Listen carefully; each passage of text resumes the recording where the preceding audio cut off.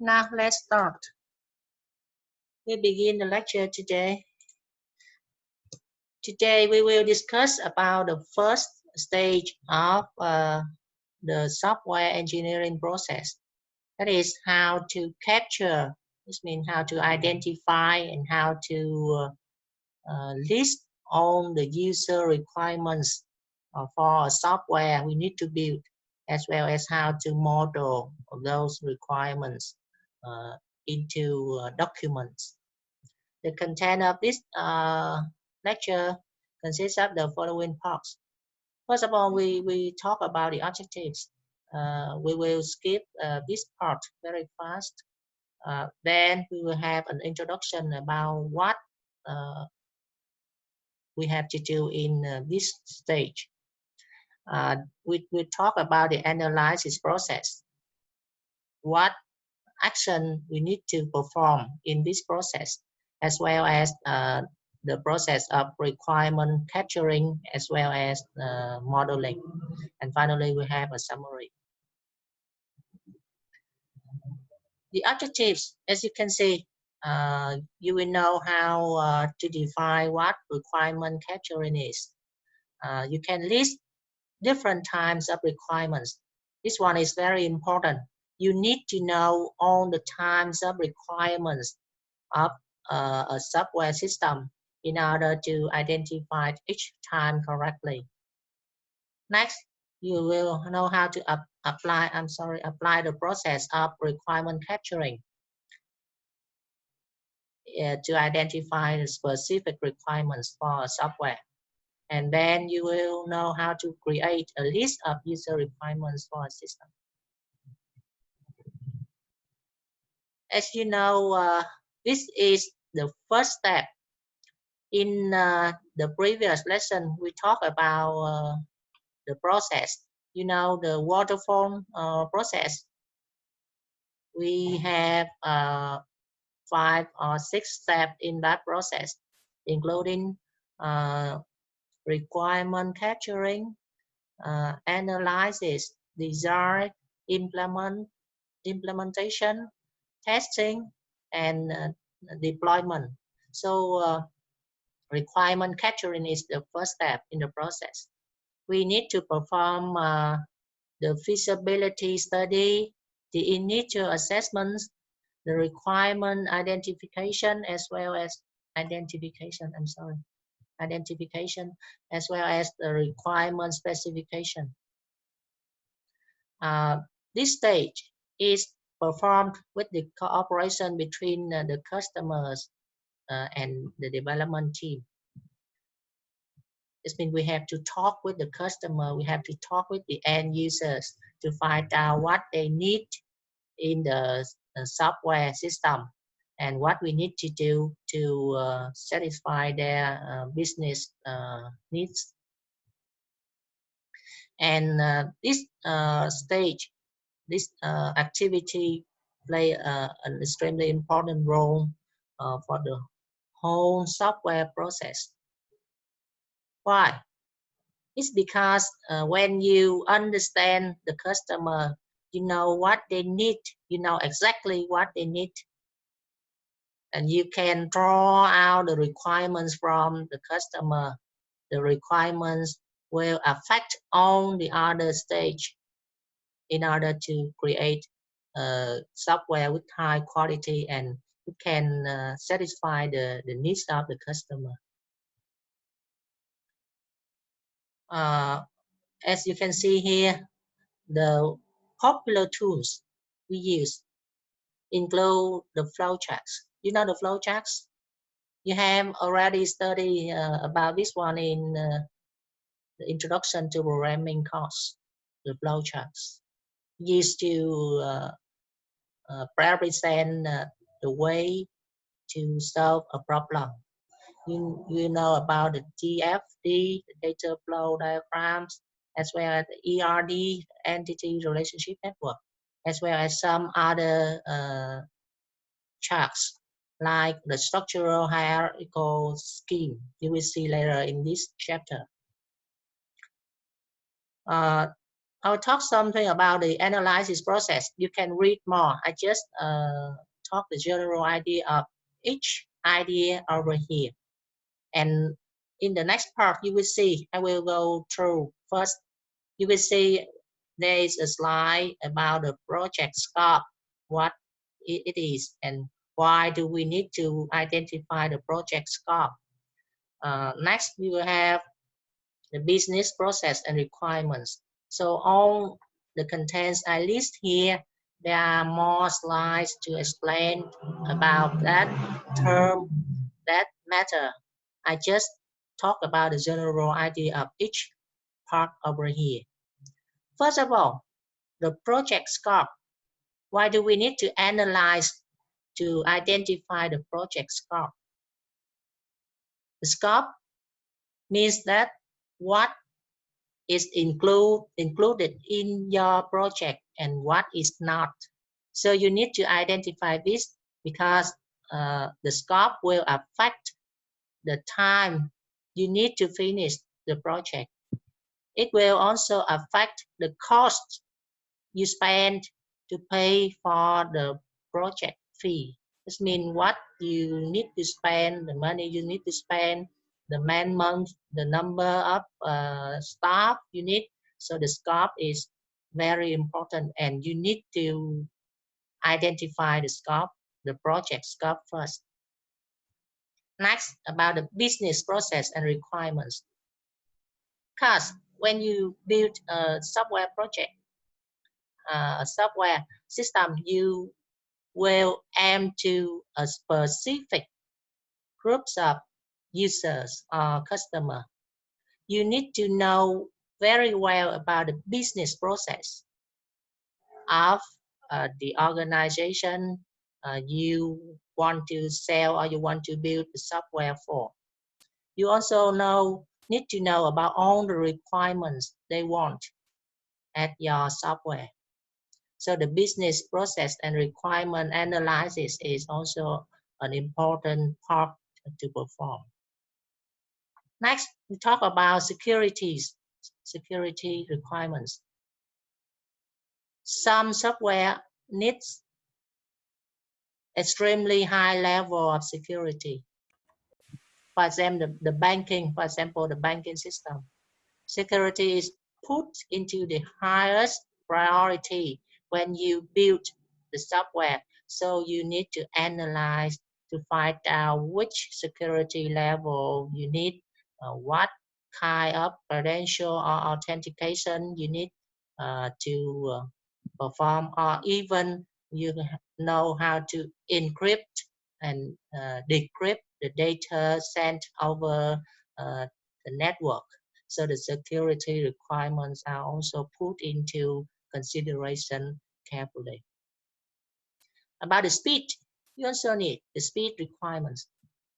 Your software should run fast, should respond within a short period of time. About the operation requirements, you need to build a software that can operate day and night, 24 hours per day and 7 days per week. Or you need only some people to operate the whole big system, etc. So that is the requirement about how to operate the whole system. About the change request, requirement change request. This means now the customer want you to do so, but in the future they might want their job to be done in another way. So the requirement should be changed over time, and you should consider how often the requirement might change, and can the software respond to that change or not. So the requirement change. Availability. This means your software can run on multiple platforms. It can run all days and nights, as I have just told before, just occasionally. And if one part of the system fails to work, will it affect the other parts, the other components of the system? So availability is some kind of the way you exploit the software effectively. About the human factors, this means you have to consider what kind of user your system is going to serve. So are they professionals in computers, or are they just children? For example, you build a software for children, so it will be different from the software you built for maybe a secretary or a clerk or even a programmer. The software you built for a programmer should be different. So the human factors should also be put into consideration. About the integration. Integration means that you need to make your software be able to work with an existing system, or it might use some existing data. So you need to convert the data, the current data into your system, or you need to talk to an existing system. So your new system should meet the needs about integration requirements. About the current business process, because you need to examine the current business process to find out how the jobs, how the real world jobs are done, and what need to be improved, what need to be improved, so that the job will work better, or the customer, the users can accomplish their job in such a faster way and a more effective way. About the scale, the scales mean the number of users your system can serve at the same time. So now maybe there might be only 10 or 20 users, but in the future, when the company grows, there might be more than 100 users at the same time. So the system work correctly then or not. So you need to consider about the scale and how to expand your system into a bigger one to serve more users. So these are some problems you need to analyze before starting to work, starting to build a new software system. So I will skip the next slide, because this I have just told you about the general idea. So the next slide about the scope over here. Sorry, the scope over here, and the business process requirements, etc. So you can read more in this slide. Human factors, about the current business process, and the scale requirements. Now, the third part of the lecture, I will talk about requirement capturing. Of course, the purpose of this is to identify fully and exactly all the requirements expected for the new system. The product or what you can get after this stage consists of the following two things. You need to take notes. Slide number 18, and these are the things that you need to acquire, you need to have after you finish the requirement capturing stage. That is, the first one is a list of business jobs to be done by the computer. Maybe you can imagine about the use case diagram. Every use case represents a business job that the computer can help the user to accomplish. So all the business jobs needs to be done or need to be accomplished by the computer or with the help of the computer system. The second thing is the detailed specification of the business jobs when performed in the real world. This means that you have to describe first step, second step, third step, etc. All the steps you need to perform to complete the job in the real world.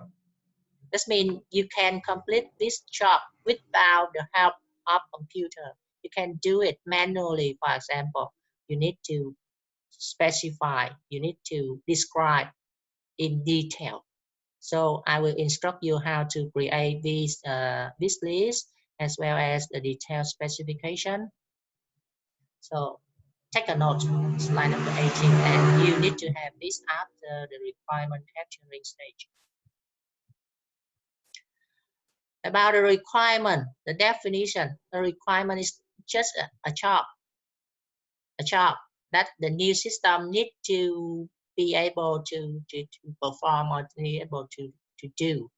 So the requirement should come from real business needs. This means in the real world, they have that job and they used to do the job manually. They might spend a lot of time finishing the job. Now they need the new system to assist them in that job with a greater speed, more accuracy, and more effectiveness. So the requirement is simply a job that the system need to be able to do. And the requirement specification is the full description of all the related information about the corresponding job. This means you need to describe carefully and in details about the requirement. So you have every requirement will have a requirement specification. And you have this document so that you can, based on the specification, and build a feature or maybe a use case in the system that meets all the requirements, meet all the needs that the user have put to your system. So you need the requirement specification for each requirement that you have identified. The information you need to consider when you write the specification. This means you have the name of the job for each requirement. So the job's name, what is the job? The job's title of the person to perform. This means who is the one to perform that job in real world. Remember, in real world. The time and place the job happens.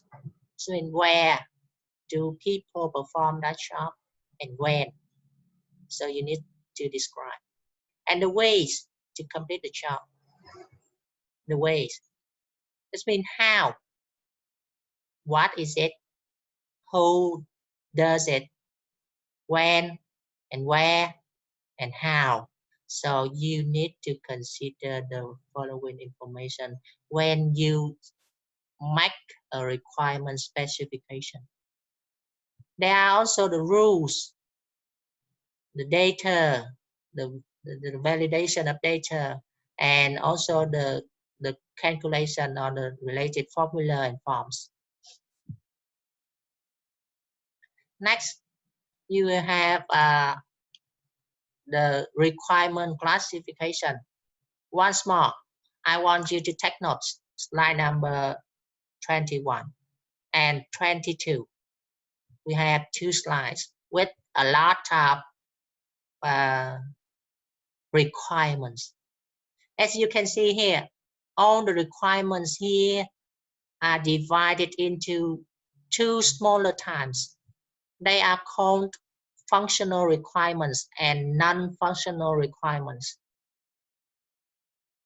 What is functional requirements? This means the requirements are relating to what the system can do. So to answer for the question what the system can do, you have functional requirements. And non-functional requirements will answer for the question how the system do the job. It can do the job quickly, exactly, reliably, costly. You have usability, efficiency, compatibility. It means it can work with different platforms. It can work with different systems. Reusability means you can use the system for different purposes. The matter of maintenance, it is easy to maintenance. It is easy to recover from failures, etc. So how the system works, non-functional requirement, and what the system can do, functional requirements. As you can see here, the functional requirements are then divided into two smaller parts again, two smaller times. They are called business requirements and system requirements. The business requirements consist of the storage. You need to store something in your system, some data or some information you need to store for later use. You need to search for some certain piece of information in your storage you have. You need some calculation, and you also need some maybe reports or outputs. About the system requirements, you have the environment, the simulation, automation, authentication. You can read more in the syllabus. So these are all types of requirements. And talk about non-functional requirements, you will have more details. Yes, you can see here. We have product requirements. This means the requirements relating to the product. And organizational requirement as well as the external requirements. You have different types of requirements here. So that is some talk about the classification of requirement.